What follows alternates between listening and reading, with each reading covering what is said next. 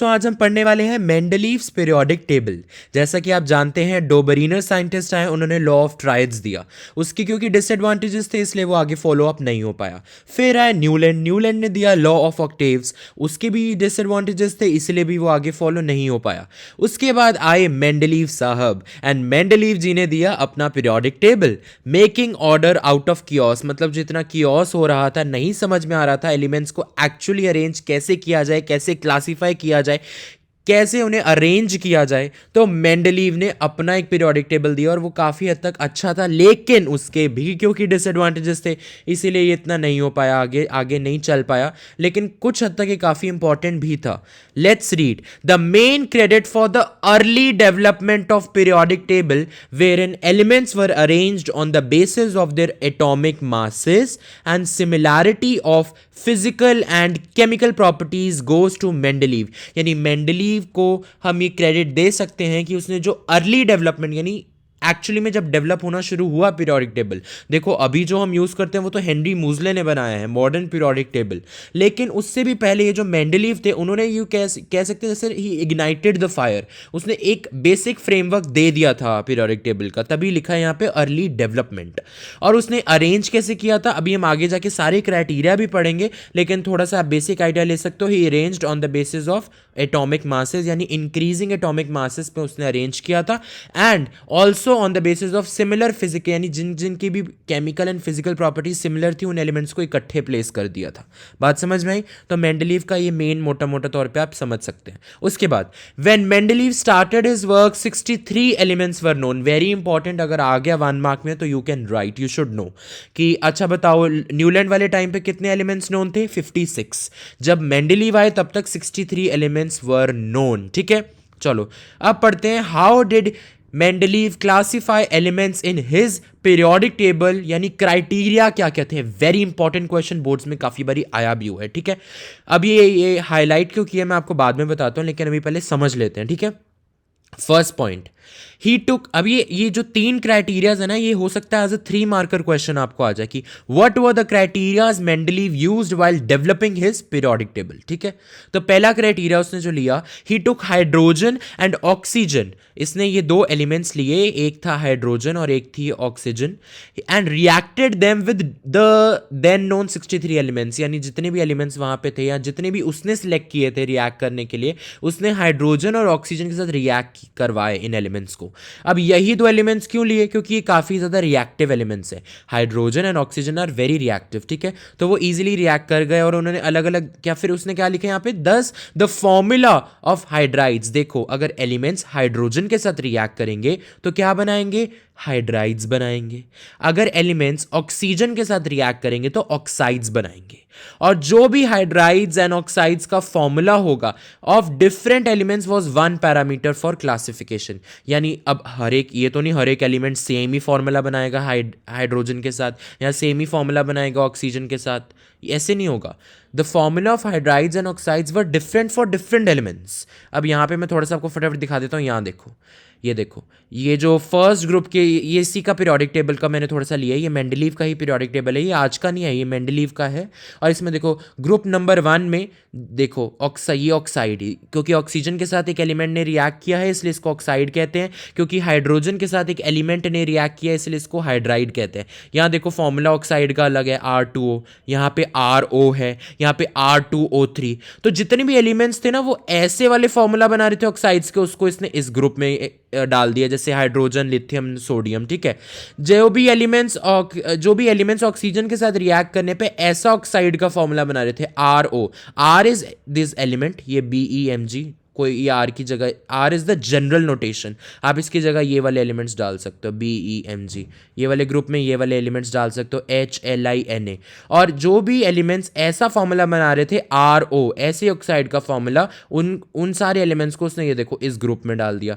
फिर ऐसे एलिमेंट्स जो ऑक्सीजन के साथ रिएक्ट करके R2O3 टाइप का ऑक्साइड बना रहे थे, उन सारे एलिमेंट्स यानी बोरोन, एल्यूमिनियम, उसने इस ग्रुप में डाल दिए। आगे बहुत सारे एलिमेंट्स भी हैं, मैंने तो बस थोड़ा सा पार्ट लिया है इसका समझाने के लिए। अच्छा आगे बढ़ते हैं। ठीक है, okay, next, he arrange the elements in the order of increasing atomic masses. ये तो भाई डोबरिनर ने भी किया था, न्यूलैंड ने भी किया था, इसने भी सेम ही चीज़ किया, ठीक है। बट इट इज़ इंपॉर्टेंट कि ये आपको पता होना चाहिए, this was also one of the criteria, ठीक है। And third, he also arrange the elements on the basis of similar physical and chemical properties in a group.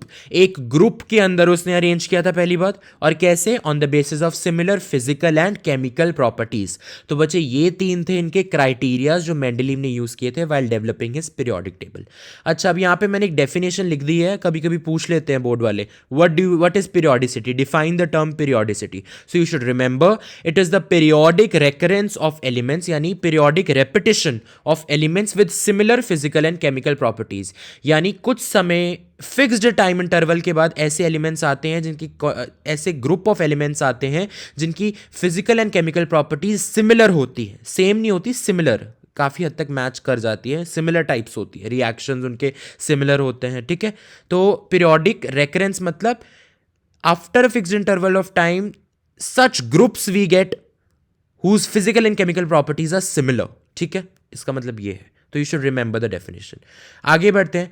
Mendeleev formulated a periodic law, जिसको famously कहा जाता है Mendeleev's periodic law. Very important the definition is, the properties of elements are the periodic function of their atomic masses. आपको ऐसे ही याद करना है, और मैं आपको मीनिंग भी बता देता हूं। यही कहना चाह रहा है कि जो प्रॉपर्टीज यानी फिजिकल और केमिकल प्रॉपर्टीज हैं एलिमेंट्स की, वो बार बार रिपीट करती है for a group of elements on the basis of their atomic masses. यानी जब एलिमेंट्स को इंक्रीजिंग एटॉमिक मास में अरेंज किया जाता है, तब ऐसे ग्रुप्स ऑफ एलिमेंट्स देखे गए हैं जो हर टाइम इंटरवल, मतलब हर टाइम इंटरवल बाद, यानी पीरियोडिकली हमें ऐसे ग्रुप ऑफ एलिमेंट्स मिलते हैं जिनकी केमिकल और फिजिकल प्रॉपर्टीज रिपीट करती हैं। जैसे हमें एक ग्रुप मिला, उनकी सारी केमिकल फिजिकल प्रॉपर्टीज सेम है। फिर हमें ऐसा ही एक ग्रुप मिला, लेकिन ऑब्वियसली उन दोनों ग्रुप्स की आपस में नहीं मैच करती, लेकिन उस ग्रुप के अंदर पाए जाने वाले एलिमेंट्स की आपस में प्रॉपर्टीज मैच करती हैं। ऐसी हमें रिपीटेडली ग्रुप्स मिले। कहने का मतलब ये है, the properties of elements are the periodic function of their atomic masses. बात समझ में आई? एंड नाउ ये आप पॉइंट वैसे देखो, अभी कभी कभी क्या होता है, सब्जेक्टिव पेपर है ना, तो मेंडलीव से रिलेटेड ना वो आ जाते हैं, वेग क्वेश्चंस आ जाते हैं बोर्ड्स के अंदर, जिसमें value based you can say. So you can use this line, since physical and chemical properties of elements were different, so he arranged them into groups accordingly. ये तो काफ़ी ईजी सा भी है, क्योंकि सबकी फिजिकल केमिकल प्रॉपर्टीज अलग अलग थी। हालांकि ये बात सही है कि वो रिपीट करती हैं, लेकिन ग्रुप वाइज रिपीट करती है ना ये physical and chemical properties. So he arrange them into groups accordingly. जिन एलिमेंट्स की फिजिकल केमिकल प्रॉपर्टीज सिमिलर थी उन्हें एक ग्रुप में डाल दिया। फिर उसने देखे रिपीट हुआ यही सेम, और नए एलिमेंट्स आए और उन सब की भी प्रॉपर्टीज और फिजिकल और केमिकल प्रॉपर्टीज सिमिलर थी, तो उन्हें एक नए ग्रुप में डाल दिया। फिर उसने देखा ये रिपीट हो रहा है, फिर उसे कुछ बंच ऑफ एलिमेंट्स मिल गए जिसकी फिजिकल केमिकल प्रॉपर्टीज सेम थी, तो उसने देखा यार ऐसे तो काफ़ी मुझे एलिमेंट्स के ग्रुप्स मिल रहे हैं जिनकी फिजिकल केमिकल प्रॉपर्टीज रिपीट करी है, मतलब ऐसी ट्रेंड फॉलो हो रहा है, मतलब इस ग्रुप के सारे एलिमेंट्स की फिजिकल केमिकल प्रॉपर्टीज सेम है, फिर अगले ग्रुप की भी physical and chemical properties similar है, similar I should use the word. तो ऐसे करके उसने ग्रुप्स बनाए, ठीक है। अब हम पढ़ते हैं Mendeleev's periodic table.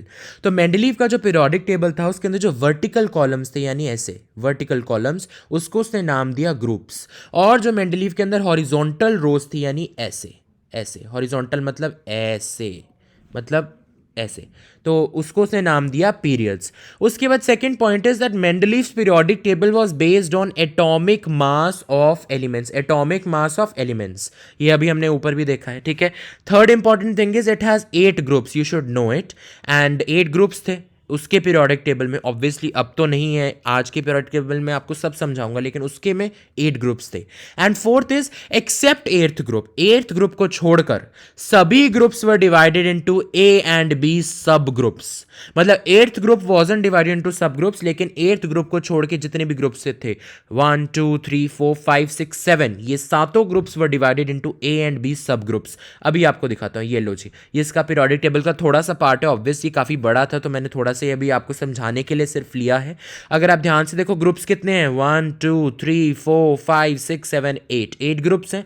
8th group को देखो, it is not divided into sub groups, लेकिन 7th ग्रुप को देख लो, ए एंड बी सब ग्रुप में डिवाइडेड है, 6th को भी ए एंड बी सब ग्रुप में डिवाइडेड है। ठीक है, बात समझ में आई, और इसने ऐसे अरेंज किया था। अच्छा, अब इसमें से पता है क्या ऐसे ऐसे क्वेश्चंस आ जाते हैं, what is the general formula for oxide and hydride of carbon.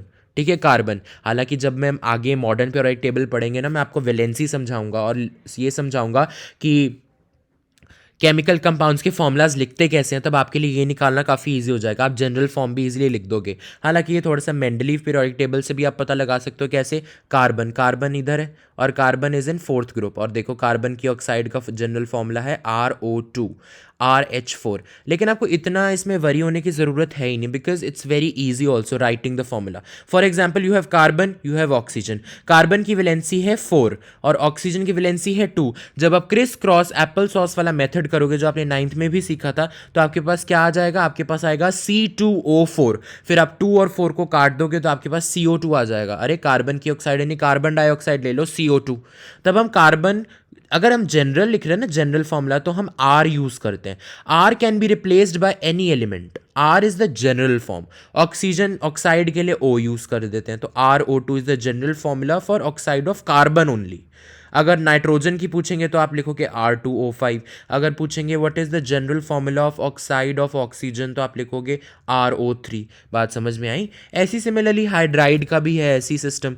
Carbon की वैलेंसी है 4, ठीक है, हाइड्रोजन की वैलेंसी है 1। जब आप क्रिस क्रॉस एप्पल सॉस करोगे तो आपके पास कैसा फॉर्मूला आएगा, CH4। लेकिन हम जनरल लिख रहे हैं इसलिए हम C की जगह R लिख देंगे। R stands for any element of the periodic table. ठीक है, RH4 ऐसे जनरल फॉर्मूला आ जाएगा। ये आया हुआ है बोर्ड में। ठीक है, अब हम बात करते हैं एडवांटेजेस।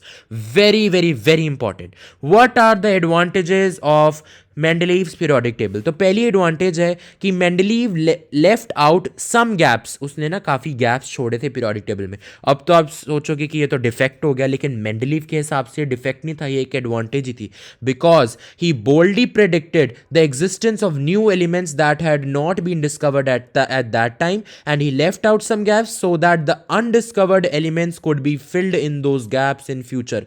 उससे 100% श्योरिटी थी कि सिर्फ 63 एलिमेंट्स नहीं एग्जिस्ट करते जो उसके टाइम पे भी कर रहे थे। उसे लग रहा था आगे चल के और भी एलिमेंट्स पक्का डिस्कवर होंगे, और इसीलिए उसने अपने पीरियोडिक टेबल के अंदर कुछ गैप्स छोड़ दी थी। ये देखो गैप्स छोड़ दी हैं, तो ताकि जो फ्यूचर में डिस्कवर होंगे एलिमेंट्स वो उसके अंदर इजीली फिट हो सके। And he boldly predicted the existence of new elements that had not been discovered at that time. Obviously उसके टाइम पे 63 एलिमेंट्स थे, आज तो 118 है ना, तो उसने प्रेडिक्ट भी कर लिया था कि कौन से फ्यूचर में एलिमेंट्स एग्जिस्ट हो सकते हैं। उनकी प्रॉपर्टीज और properties, physical and chemical properties उसने तो देख ली थी। ऑब्वियसली नाम तो आगे चलकर ही पड़ा, मैं आपको भी समझाता हूँ कैसे। थर्ड एडवांटेज एक बार ही पढ़ लेते हैं। Elements with similar physical and chemical properties could be grouped, यानी एक ग्रुप में पाए जाने वाले एलिमेंट्स की physical and chemical properties similar थी, उसने मेंडलीव ने ऐसे ही अरेंज किया था। एंड फोर्थ देख लेते हैं, in a group if some elements were yet to be discovered, जैसे कि अभी हमने ऊपर बात की, he named the gaps as eka plus name of the preceding element in that group. इसका मतलब क्या है, मैं आपको एग्जाम्पल से समझाता हूँ। देखो गैलियम का एग्जाम्पल ले रहा हूँ। गैलियम काफ़ी ज़्यादा फ्यूचर में डिस्कवर हुआ, उसके टाइम पे गैलियम नहीं एग्जिस्ट करता था, लेकिन उसे इतना पता था कि एल्यूमिनियम, देखो एल्यूमिनियम था उसके टाइम पे, तो उसने अपने पीरियोडिक टेबल में एल्यूमिनियम को प्लेस किया। ये देखो यहाँ पे उसने उसके पीरियोडिक टेबल में एल्यूमिनियम को प्लेस किया हुआ है, लेकिन उसने ना एल्यूमिनियम के बाद ना यहाँ पे ग्रुप के नीचे एक स्पेस छोड़ दी थी, बिकॉज उसको पक्का श्योरिटी थी कि एल्यूमिनियम के बाद यहाँ पे कुछ ना कुछ फ्यूचर में डिस्कवर होगा, और उसने इस गैप का, यानी एल्यूमिनियम के नीचे जो गैप है ना, उसको नाम दिया एका एल्यूमिनियम, यानी गैप को नाम दिया एका plus the name of the preceding, यानी इसके पीछे पाए जाने वाले एलिमेंट का नाम एल्यूमिनियम। बात समझ में आई, तो एका एल्यूमिनियम नाम दे दिया, because gallium was yet to be discovered, right, and he predicted that there was some element which had similar properties like aluminium and that it would come after aluminium in the same group, जैसा कि अभी मैंने ऊपर explain किया। बात समझ में आई। So he left gap after aluminium and named it as eka aluminium. Aluminium के नाम पे ही पड़ा, हालांकि बाद में eka aluminium was actually found to be gallium, actually में ऐसा कुछ डिस्कवर हुआ था। और देखो इसने ऐसे प्रॉपर्टीज़ भी पहले ही बता दी थी। इसने देखो, इसको ऑब्वियसली नहीं पता था गैलियम नाम पड़ेगा, इसने तो बस ऐसी एक प्रिडिक्शन की थी कि एक्का एल्यूमिनियम मैं नाम दूंगा। और उसने उसकी मतलब दिमाग ऐसा था, उसके बाद उसने प्रॉपर्टीज़ भी ये देखो गेस कर दी थी कि उसका एटॉमिक मास कुछ 68 के आसपास होगा, उसकी ऑक्साइड का फॉर्मूला कुछ इस टाइप का होगा, उसके क्लोराइड का फॉर्मूला कुछ इस टाइप का होगा। और एक्चुअली में जब गैलियम डिस्कवर हुआ तो भी हमने यही पाया कि गैलियम का एटॉमिक मास जैसे मेंडलीव ने प्रेडिक्ट किया था ना 68, देखो 69.7 कितने आसपास है। उसकी वजह से फॉर्मूला ऑफ ऑक्साइड मेंडलीव ने प्रेडिक्ट किया था, आने वाला जो भी इसकी जगह पे आएगा एलिमेंट उसका E2O3 टाइप का ऑक्साइड होगा। ये देखो गैलियम का Ga2O3 टाइप का ही ऑक्साइड बनता है, बात समझ में आई। सिमिलरली क्लोराइड का भी ऐसे ही है, ECl3 टाइप उसने गैस किया था, उसने प्रेडिक्ट किया था। गैलियम का भी ऐसे ही होता है, क्लोराइड का फॉर्मूला GaCl3। बात समझ में आई, मतलब होशियार तो था मेंडलीव, देख लो भाई। चलो आगे बढ़ते हैं। और भी आपकी एनसीईआरटी में गिवन है, जैसे स्कैंडियम। स्कैंडियम आज की डेट में लेटर ऑन फ्यूचर में डिस्कवर हुआ था, लेकिन उसने पहली स्कैंडियम की जगह क्या लिख दिया, एक्का बोरॉन। अब मुझे बताना थोड़ा सा, अगर मैं आपको समझ में आए, एक्का बोरॉन अगर इसने नाम लिखा, इसका मतलब स्कैंडियम कहाँ पे प्लेस्ड है, it is placed below boron in the same group, because Ekka boron was given to the name of the gap which came after boron in the same group। अभी अभी ऊपर एक्सप्लेन किया ना, एल्यूमिनियम के नीचे वाला जस्ट एक बॉक्स है, वो गैप उसने छोड़ दिया ताकि इसकी जगह पे उसने लिख दिया एक्का एल्यूमिनियम, और बाद में यहाँ पे चल के गैलियम आया। और जो आज हम मॉडर्न पीरियोडिक टेबल भी यूज़ करते हैं ना, उसके अंदर भी बोरॉन एल्यूमिनियम फिर गैलियम ही आता है। मतलब कहीं ना कहीं क्रांति तो थी भाई। And in place of germanium, germanium की जगह उसने क्या प्रिडिक्ट किया था कि एक एलिमेंट आएगा, उसको उस टाइम के लिए उसने फॉर द टाइम बिंग नाम दे दिया Ekka silicon. Ekka silicon because he new कि सिलिकॉन वाला जो ग्रुप है, सिलिकॉन जहाँ पे भी प्रेजेंट है, यानी ये वाला सिलिकॉन के नीचे उसने एक गैप छोड़ दिया, बिकॉज ही न्यू यहाँ पे एक एलिमेंट आएगा which in future prove to be germanium. लेकिन उस टाइम नहीं पता था, तो उसने नाम दे दिया उसको एक्का सिलिकॉन, उस गैप को नाम दे दिया एक्का सिलिकॉन की इसकी जगह एक एलिमेंट आना चाहिए जिसकी उसने प्रॉपर्टीज भी देखो इस तरह से, वो अलग प्रॉपर्टीज होंगी ऑब्वियसली, लेकिन उसने गैस कर ली थी। अब आगे बढ़ते हैं fifth point, when noble gases like helium, neon, argon etcetera were discovered, ये भी उसके एक एडवांटेज है, in the future they could be placed in a new group in Mendeleev's periodic table without disturbing the existing order. Very much clear it is, I think so, because new group में easily place कर दिया है noble gases को without disturbing the existing order. I hope से समझ में आ गया, very straightforward I have written, तभी आपके लिए नोट्स काफ़ी इजी मैंने आप बनाए हैं, ठीक है। उसके बाद अच्छा, ये कभी कभी ना पूछ लेते हैं बोर्ड वाले, why noble gases were discovered late. हम इतनी बात कर रहे हैं कि डोबरीनर के टाइम पे भी नोबल गैसेस नहीं थी, न्यूलैंड के टाइम पे भी नोबल गैसेस नहीं थी, फिर मेंडलीव के टाइम पे भी नोबल गैसेस नहीं थी, वो बाद में क्यों इतनी लेट क्यों डिस्कवर हुई? Because there are two reasons. First of all they are very inert, inert मतलब they are not very reactive, वो इतने रिएक्टिव होते नहीं, अगर रिएक्टिव होते तो उनके इतने सारे कंपाउंड्स हमें मिल रहे होते रिएक्शन के बाद जो बनते हैं, लेकिन वो इतनी रिएक्टिव नहीं थी, इसलिए इतनी मिली भी नहीं, डिस्कवरी नहीं हुई। And are present in extremely low concentration in the atmosphere, atmosphere के अंदर उनकी कंसंट्रेशन काफ़ी ज़्यादा कम है, इसीलिए भी इतना डिस्कवर नहीं कर पाए नोबल गैसेस को। बात समझ में आई? अब last portion of Mendeleev's periodic table, the limitations, very important बच्चे, पहला पढ़ो। No fixed position could be given to hydrogen because it resembles both alkali metals and halogens. अब ये एल्कली मेटल्स क्या है सर, ये हेलोजन्स क्या है, सब बताऊंगा जब हम मॉडर्न पीरियोडिक टेबल पढ़ेंगे। अभी के लिए आप आइडिया ले लो, एल्कली मेटल्स मतलब जैसे सोडियम, पोटाशियम, ठीक है, ये सब हो गए, लिथियम, ठीक है, तो ये सब एल्कली मेटल्स हैं। हैलोजन्स कौन से हो गए, फ्लोरीन, क्लोरीन, ब्रोमीन, आयोडीन, ये चार हैलोजन्स कहलाते हैं। ये सब आपको मॉडर्न पीरियोडिक टेबल में अच्छी तरह से समझाऊंगा, अभी के लिए यहाँ समझ लो। तो भाई हाइड्रोजन एक ऐसा एलिमेंट था जिसकी बहुत ज़्यादा डिस्क्रिपेंसीज थी, उसको उसकी जो प्रॉपर्टीज़ थी ना वो एल्कली मेटल्स के साथ भी रिएक्ट मतलब रिजेंबल करती थी, you know alkali metals in the modern periodic table has got group number 1, वो जब मैं तब आएगा तब समझाऊंगा, लेकिन अभी के लिए ऐसे ध्यान रखो एल्कली मेटल्स का अलग ग्रुप था, हैलोजन्स का एक अलग ग्रुप था, लेकिन ये हाइड्रोजन की भैया प्रॉपर्टीज एल्कली मेटल वाले ग्रुप से भी मैच करती थी, हाइड्रोजन वाले ग्रुप हैलोजन वाले ग्रुप से भी मैच करती थी। अब हाइड्रोजन को इस वाले ग्रुप में रखें, इस वाले ग्रुप में, इसलिए नो फिक्स्ड पोजिशन, ठीक है। अब मैं समझाता हूं कैसे।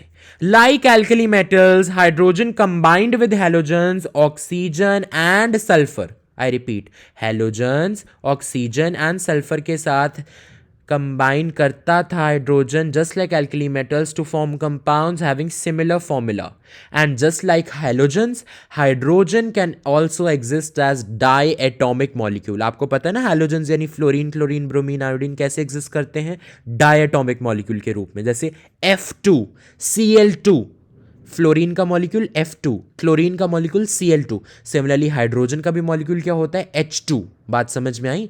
And hydrogen also combines with metals and non metals to form covalent compounds. Covalent compounds ये जब हम पढ़ेंगे चैप्टर में तब बताऊंगा, but you should remember this. So यही है ना। अब जैसे मैं आपको एग्जांपल देता हूँ, आपके एनसीईआरटी के अंदर भी गिवन है। फॉर एग्जांपल ये हैलोजन्स के साथ मैं बताता हूँ। हैलोजन आप एग्जांपल ले लो क्लोरीन का। हाइड्रोजन जब क्लोरीन के साथ रिएक्ट करेगी तब क्या बनाएगी, HCl। सिमिलरली जब एल्कली मेटल्स भी रिएक्ट करते हैं ना क्लोरीन के साथ, तो वो क्या बनाते हैं, आप एग्जांपल ले लो सोडियम का। Sodium plus chlorine gives NaCl, sodium chloride NaCl। तो HCl और NaCl कितना ज़्यादा सिमिलर सा फॉर्मूला है। बात समझ में आई। तो वही वो बता रहा है, हैविंग सिमिलर फॉर्मूला।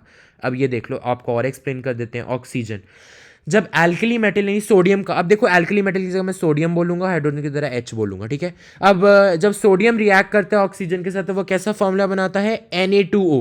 और जब हाइड्रोजन कंबाइन करता है ऑक्सीजन के साथ वो भी ऐसा सा ही फॉर्मूला बनाता है, H2O। देखो कहीं ना कहीं जनरल फॉर्मूला तो सेम है ना, तो सिमिलर, तभी सेम फॉर्मूला नहीं का सिमिलर फॉर्मूला का है। Words make a difference, okay.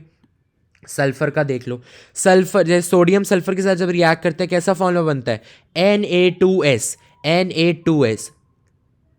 Similarly जब हाइड्रोजन भी रिएक्ट करता है सल्फर के साथ तो वो कैसा फॉर्मूला बनाता है, H2S। देखो H2S Na2S कितना ज़्यादा सिमिलर सा है। सिर्फ सोडियम और हाइड्रोजन का ही फ़र्क है ना, बाकी तो स्ट्रक्चर बेसिक तो सेम है। इसीलिए तो आपको अगर फर्दर एक्सप्लेन करना है तो आप ये लाइंस लिख सकते हो। उसके बाद सेकंड पॉइंट है, position of isotopes was not clear. मैंने आपको आइसोटोप्स में यहाँ पे डेफिनेशन लिख दी है। Isotopes of an element have similar chemical properties but different atomic masses, you should remember it. तो आप इसको ऐसे याद रखो, position of isotopes was also not clear in his periodic table. बात समझ में आई। And third important point is बच्चे, atomic masses did not increase in a regular manner.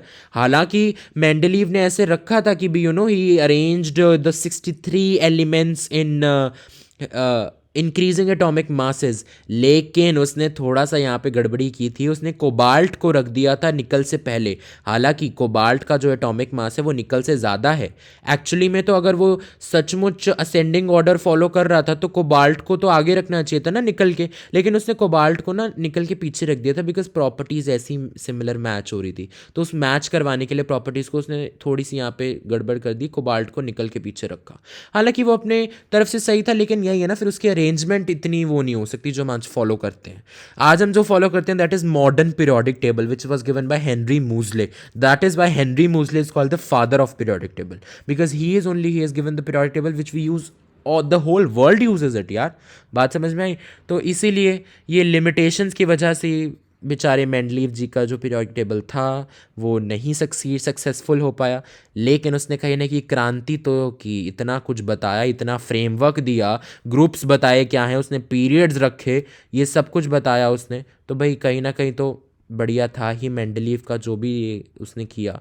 तो बच्चे with this we complete Mendeleev's periodic table. कोई भी doubt है ज़रूर पूछना, कमेंट सेक्शन आपके लिए ही हमेशा खुला है। I will answer you as soon as I get your query. And इस टॉपिक से रिलेटेड जो क्वेश्चंस है I will give you in the community tab of this channel. तो कम्युनिटी टैब पे ज़रूर आंसर करना बच्चों। और अब हम नेक्स्ट शुरू करेंगे मॉडर्न पीरियोडिक टेबल, हमारा फेवरेट, आपका फेवरेट मॉडर्न पीरियोडिक टेबल, उसके ट्रेंड्स। सबसे पहले तो मैं आपको पीरियोडिक टेबल समझाऊंगा, पूरा याद नहीं करना होता, मैंने आपको पहले भी बताया, इससे फर्स्ट 20 एलिमेंट्स याद करने होते हैं उससे, और उसकी प्लेसमेंट कैसे पीरियोडिक टेबल में प्लेस्ड है, उससे सारे क्वेश्चंस हो जाते हैं बोर्ड वाले। तो ठीक है, अच्छा, अब मैं बताऊँ ये जो येलो येलो में आपको हाइलाइट किया ना, ये बेसिकली वो सारा पोर्शन है जो कि बोर्ड की मार्किंग स्कीम से उठाया गया है। यानी प्रीवियस 10 ईयर्स में मेंडलीव पीरियोडिक टेबल में यहाँ से क्वेश्चन आए हुए हैं और उसके आंसर्स ये जो हाइलाइटेड हैं वो हैं। ऐसे ही आपको लिखना है इन्हीं वर्ड्स में, because these are the key words. अगर आप देखो समझ के अपने हिसाब से लिखना चाहते हो तो भी मार्क्स मिल जाएंगे, लेकिन बेटर है इफ़ यू यूज़ दीज की words, because invigilators when they check in actual examination they generally check the keywords and match it with the marking scheme. अब देखो ये जो highlighted है ना, ये सारे जो बोर्ड्स ने अपनी मार्किंग स्कीम में लिखे हैं, ये देखो ये मैंने क्यों लिखा है, ये तो एनसीईआरटी में कहीं स्ट्रेट फॉरवर्ड दिया ही नहीं हुआ।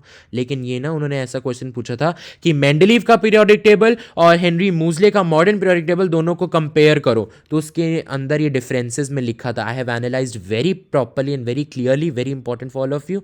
एंड ये देखिए सारा जो भी आपको यहाँ पे मार्क किया हुआ है ये सारा बोर्ड्स की आंसर की में ही है, मार्किंग स्कीम से डायरेक्टली उठाया गया है। बात समझ में आई? तो ये आपका इतनी जल्दी मैंने मॉडर्न पीरियोडिक टेबल खत्म करवा सॉरी मेंडलीव का पीरियोडिक टेबल खत्म करवा दिया है, इतना ही है और इससे बाहर नहीं आएगा, दैट्स माय गारंटी।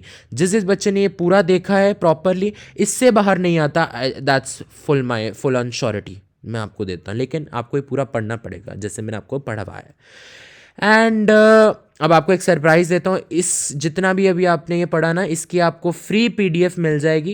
एंड जिन जिन बच्चों को भी चाहिए वो प्लीज़ एक कमेंट ज़रूर कर देना, because then I will get to know कि आपको सचमुच चाहिए and I will provide you the PDF. I will provide you the PDF, आपका प्रिंट आउट ले सकते हो and you can study from this. Okay, thank you so much for watching dear students. And अगर आपको efforts अच्छे लग रहे हैं, आपको समझ में आ रहा है, you are learning something, then please do not forget to like, share and subscribe to this channel. Science is everywhere class 10th, and all the very best for term 2.